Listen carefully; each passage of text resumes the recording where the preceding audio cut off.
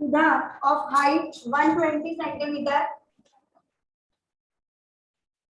Sudha of height 120 centimeter is going away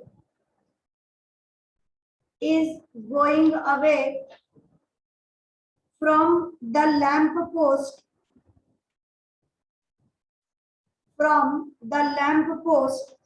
at a speed of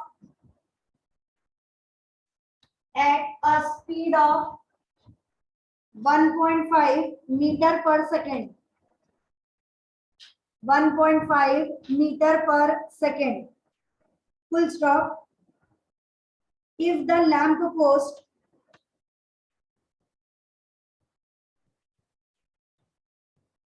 is 3.9 meter above the ground,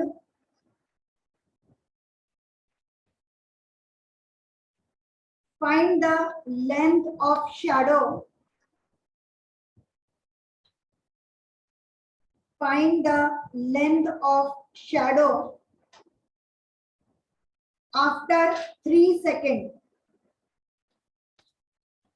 After 3 seconds. Next question. Two poles of height a meter, small letter में a meter and b meter,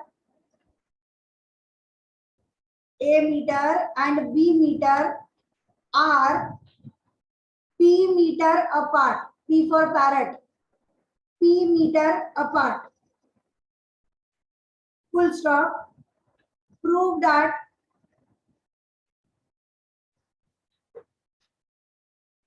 the height of point of intersection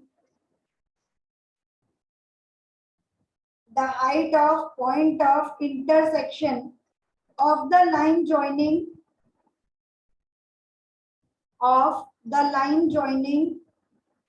the top of each pole to the foot of the opposite pole is given by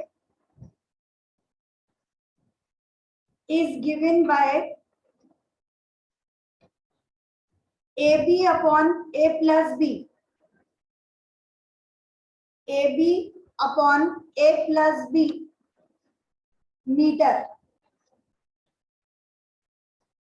third question, next question जो भी आपका number चल रहा हो, कौन सा number चल रहा है? 16.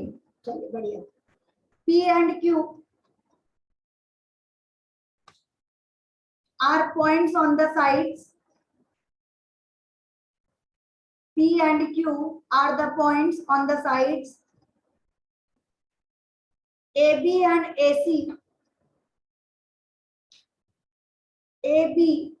AC respectively of triangle ABC.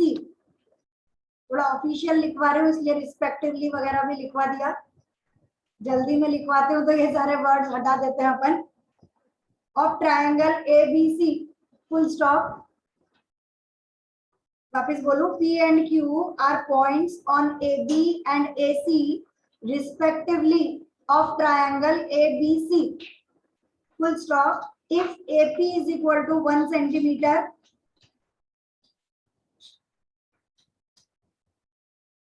PB 2 centimeter, AQ 3 centimeter, and QC 6 centimeter, then show that BC is equal to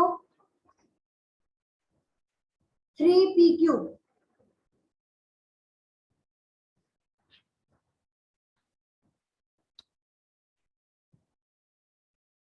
चले नहीं स्टार्ट कर रही हूँ, आप लोगों को नहीं करना है। स्टार्टिंग के जो फर्स्ट और सेकंड क्वेश्चन मैंने दिया है पोल्स वाला रिलेटेड, ये पोल्स वाला हम अभी सिमिलर ट्रायंगल पढ़ रहे हैं इसलिए अपन सिमिलर ट्रायंगल से सॉल्व कर रहे हैं। Otherwise it can be solve with application of trigonometry also. आपके पास एक चैप्टर है इंट्रोडक्शन टू ट्रिग्नोमेट्री और दूसरा चैप्टर है एप्लीकेशन टू ट्रिग्नोमेट्री, तो उस वाले चैप्टर में भी एक क्वेश्चन होता है और उस वाले चैप्टर के मेथड से टेन थीटा वगैरह लगाकर भी हम इस क्वेश्चन को सॉल्व कर सकते हैं। अभी अपन टर्म वाइज चल रहे हैं, इस टर्म में एप्लीकेशन टू ट्रिग्नोमेट्री नहीं है इसलिए मैं बोलती हूँ कि भाई टू पोल्स वाला क्वेश्चन हमें सिमिलर ट्रायंगल से करना पड़ेगा। अदरवाइज मैं ये क्वेश्चन यहाँ नहीं कराते, फिर अपन बाद में ही करते। Sudha of height 120 centimeter is going away from a lamp post, है ना। तो पहले हमारे पास एक लैंप पोस्ट होना चाहिए। लैंप पोस्ट समझ में आता है क्या होता है? बिजली का, हाँ लाइट का, इलेक्ट्रिसिटी का जो खंभा लगा हुआ होता है that is called as lamp post. Lamp post she is going away from the lamp post with some speed. अब ये सुधा है, सुधा नेचुरल सी बात है थोड़ी छोटी ही होगी तो थोड़ी छोटी बना दी अपन ने। कितनी हाइट की है? तो 120 सेंटीमीटर। तो सुधा की हाइट है 120 सेंटीमीटर यानी 120 अपॉन 100 या 1.2 मीटर। तो ये सुधा हो गई, ये है 1.2 मीटर। अब बोला है कि वो जा रही है, कहाँ जा रही है? तो लैंप पोस्ट से दूर जा रही है। दूर चलने की उसकी जो स्पीड है दैट स्पीड इज 1.5 मीटर पर सेकेंड। और कितनी देर तक वो चल रही है? तो टाइम हमें दे रखा है आफ्टर 3 सेकेंड। ठीक है, लैंप पोस्ट से 3 सेकेंड तक वो चलती रही, थोड़ा दूर चलती रही, स्पीड है 1.5। लैंप पोस्ट की हाइट हमें दे रखी है 3.9 मीटर, मतलब ये हाइट हो गई 3.9 मीटर। अब पूछा गया है तो if the lamp post is 3.9 metre above the ground find the length of her shadow after 3 second. Shadow कहाँ बनेगी? ये जो है ये इसकी कहलाएगी शैडो, क्योंकि लाइट किस साइड से आ रही है तो शैडो इधर की तरफ बनेगी। तो ये पार्ट जो है ये शैडो को रिजेंबल कर रहा है। इस पार्ट को हमने नाम दे दिया एक्स। पता चलेगा अगर आपने लैंप पोस्ट इधर बना दिया तो शैडो उधर बनाना। इधर से लाइट आ रही है नीचे की तरफ शैडो बन गई। शैडो जमीन पे बन रही है, आगे कोई दीवार नहीं है इसलिए अपन ने जमीन पर लिया। फाइन, ट्रायंगल बन गया। ट्रायंगल को हम लोग नाम दे देते हैं ए बी सी, ये वाला डी, ये वाला ई, ये भी हो गया। अब ये जो ईसी है, ये ईसी क्या दे रखा है? इतनी वेलोसिटी से वो चली और इतनी देर वो चली। तो ईसी, ईसी मतलब डिस्टेंस, है ना। फॉर्मूला होता है स्पीड इज इक्वल टू, तो distance is equal to speed into time. ठीक है, ये speed is equal to distance upon time. तो distance is equal to speed into time. Speed हमें दे रखी है और टाइम दे रखा है 3। तो ईसी की वैल्यू हमारे पास में हो गई 4.5 मीटर। अब हमारे पास में 4.5 मीटर भी है। ठीक, अब अपन अपना सिमिलर ट्रायंगल का पार्ट लगाएं तो हमें दो ट्रायंगल्स चाहिए। कौन से दो ट्रायंगल लेंगे? इन ट्रायंगल पूरा ए सी बी पूरा लेना पड़ेगा तभी हमें ये वाला एक्स मिल रहा है ए सी बी। और दूसरा है ना जो 90 डिग्री वाले मिल रहे हैं ऐसे बोले ही अपन ने। And triangle d E b, जैसे समझाया था कल आपको कि जब भी अपने पास में दो ट्रायंगल्स आ रहे हैं इनको यहाँ पे ड्रॉ कर लो। एक हो गया ए सी बी और दूसरा वाला हमारा हो गया डी ई बी, है ना। और भी समझाया था कि 90 डिग्री वाले एक साइड आने चाहिए। तो हम यहाँ पे लिख दें angle A C B is equal to angle D E B. क्यों? Each 90 degree. और दूसरा angle B is equal to angle B, क्योंकि ए सी बी इसमें ये वाला बी आ रहा है ना, और डी ई बी इसमें भी ये वाला बी आ रहा है, पूरा बी आना चाहिए। बार बार पूरा बोल रही हूँ, आपको अजीब लग रहा है, अरे मैम पूरा ही आएगा ना, ऐसा नहीं होगा। आगे क्वेश्चंस होंगे उनमें आधा पार्ट भी आएगा, आपको नहीं पता कि क्या पढ़ना है, मुझे मालूम है कि मुझे क्या पढ़ाना है, इसलिए मैं आपको बार बार ये लाइन बोल रही हूँ कि ये पूरा आना चाहिए। अगर पूरा नहीं आ रहा तो फिर हम लोग नहीं ले पाएंगे, ठीक है? पूरा पूरा दोनों में आ रहा है। Angle B is equal to angle b, that is common by a corollary, triangle a C B is similar to triangle d b. अब जब सिमिलर है तो their sides are in same ratio, क्या लिखेंगे? AB upon DB is equal to, वो लिखने से आपको फायदा मिल जाएगा, वरना आपके दिमाग में ये B और EC रह जाएगा। ये लिखने से आपको फायदा मिलता है, it is BC upon B। और तीसरा AC अपॉन D। फाइन, हमारे पास वैल्यू AC की है, DE की है, मतलब ये वाला लेना है, और दूसरा BE और BC की है, मतलब ये वाला लेना है। एक को हम लोग छोड़ देंगे, ड्रॉप कर देंगे, खाली दो के साथ कंटिन्यू करेंगे। BC की जगह क्या लिखूं? x प्लस 4.5, तो BC की जगह x प्लस 4.5, BE की जगह, AC की जगह 3.9 और ये 1.2, यही दे रखा है ना, 1.2। अब आप क्रॉस मल्टीप्लाई करिए, या फिर आपको यहाँ 3 से ये डिवाइड हो जाएगा, तो पहले डेसिमल डेसिमल घटा दो, ऊपर बचा 13, नीचे बचा 4, उसके बाद में आप क्रॉस मल्टीप्लाई करिए, x की वैल्यू ढूंढिए। जब आपने ये वाला पार्ट कट कर दिया, क्रॉस मल्टीप्लाई करिए, it is 4 into x plus 4.5 which is equal to 13 into x। 4 into x is 4x। अब कुछ जने ये 0.5 को खा गए और आपने लिख दिया 45 into 4 is 180, जबकि यहाँ डेसिमल है। डेसिमल होने के कारण ये वाला आपको अगर नहीं समझ में आता तो नीचे अपॉन 10 करिए, अपॉन 10 करोगे तो वो 0 और 0 कट हो जाएगा, इट इज 18। 4.5 प्लस 4.5 9, और एक और बार 9, तो 9 प्लस 9 इज ऑल्सो 18। किसी भी देखिए, it is not 180, again it is 13x। दूसरी मिस्टेक जो आप लोगों ने करी वो ये करी कि आप 13x यहाँ पर लेकर आए, तो जब आप 13x यहाँ ला रहे हो तो आप 18 को उधर ले जा रहे हो, इट इज -18। जो लोग इस तरह से चेंज कर रहे हैं, जिन लोगों ने 4x को इधर लिया है कोई इशू नहीं है, लेकिन जिन लोगों ने 13 को उधर लिया है तो 13 उधर जाएगा तो माइनस, ऐसे ही 18 इधर आएगा तो माइनस, और उसके बाद में 4x माइनस 13x -9x, तो -9x is equal to -18, minus minus cut, x is equal to 18/9, that is 2 metre. तो दो एक जगह गलती हुई है, एक ये वाला 180 बन गया है अपने आप ही, दूसरा ये प्लस माइनस इधर उधर ले जाने करने में एक साइड का ले गए, दूसरी साइड बोले 18 का 18 ही रह गया, तो डोंट डू दैट, करेक्शन अपना अपना देखिए। Two poles of height a meter and b meter are p meter apart।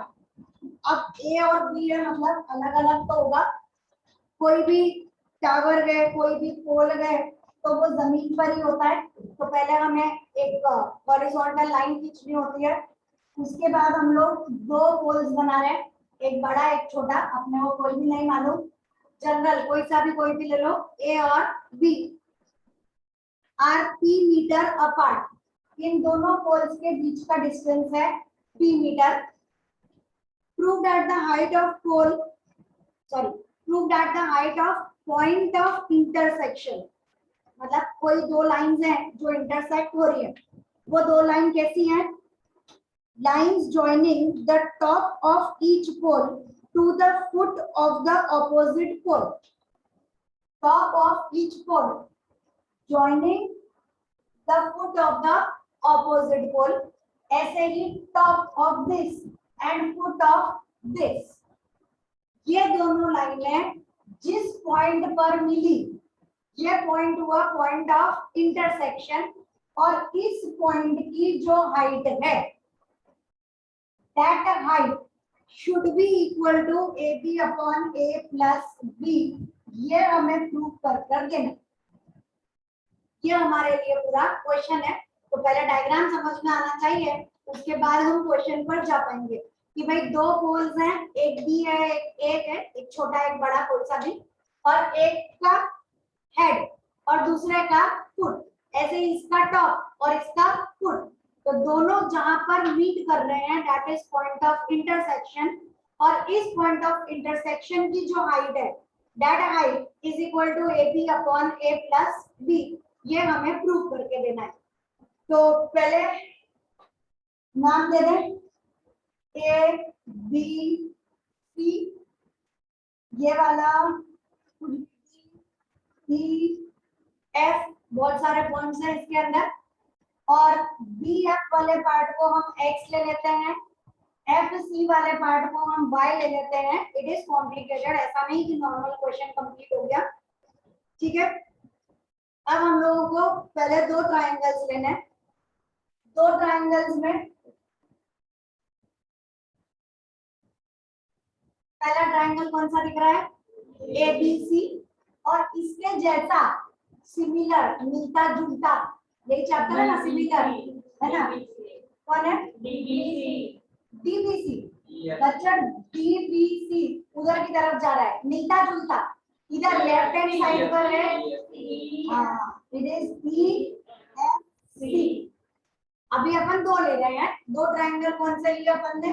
तीन triangle ABC and triangle EFC, ये दो ट्रायंगल हम लोग ले रहे हैं। जैसा मैंने समझाया, अपन पहले हमेशा छोटा सा यहाँ ड्रॉ करेंगे, this is ABC and another one is EFC। अब देखो यहाँ पूरा C नहीं आ रहा है, कितना C आ रहा है वो भी चेक करना पड़ेगा कि जब हम ABC ले रहे हैं तो ये वाला C आ रहा है, और जब हम EFC ले रहे हैं तब भी इतना वाला सेम टू सेम C आ रहा है, मतलब C इज कॉमन, दोनों के अंदर सेम C वाला हिस्सा दोनों के अंदर हमारे पास में प्रेजेंट है। तो पहला तो हम लेंगे angle ABC is equal to angle EFC by, और angle C is equal to angle C, है ना। अब ये एंगल C पूरा नहीं है तो कायदा बोलता है कि हमें लिखना चाहिए एंगल ACB, रूल वाइज हमें लिखना चाहिए, क्योंकि C का थोड़ा सा ही पार्ट हमने लिया है।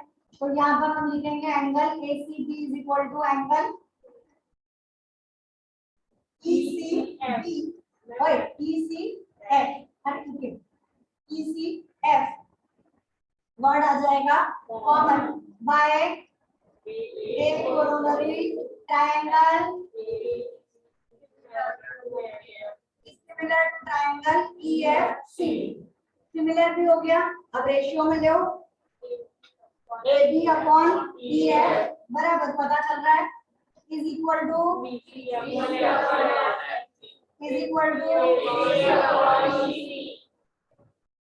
AB की वैल्यू चाहिए, AB is B, EF BC x plus y,